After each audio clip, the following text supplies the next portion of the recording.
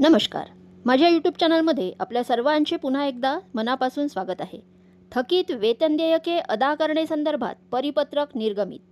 थकीत वेतन देयके अदा करण्यासंदर्भात शिक्षण संचालनालयामार्फत दिनांक 12 मे 2026 रोजी महत्त्वपूर्ण परिपत्रक निर्गमित करण्यात आले आहे.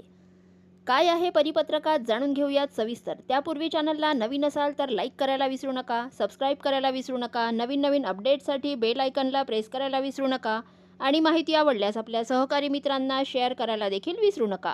सदर परिपत्रकानुसार नमूद करण्यात आले आहे की सन 2024-25 पासून शासन निर्णय दिनांक 15 जुलै 2017 मधील आदेशानुसार थकीत देयके ऑनलाईन शालार्थ प्रणालीमध्ये सादर करण्याबाबत शासनाने निर्देश दिले आहेत. यानुसार सन 2026-27 मध्ये शालार्थ प्रणालीमध्ये थकीत देयके ऑनलाईन सुविधा विकसित करण्यात आली असून दिनांक 12 मे 2026 पासून ऑनलाईन टॅब सुरू करण्यात आली आहे. या अनुषंगाने थकीत वेतन देयकांची माहिती शालार्थ प्रणालीमध्ये ऑनलाईन पद्धतीने सादर करणे व सदर थकीत देयके ऑनलाईन प्रशासकीय मान्यता प्रदान करण्याबाबत सूचना देण्यात आल्या आहेत.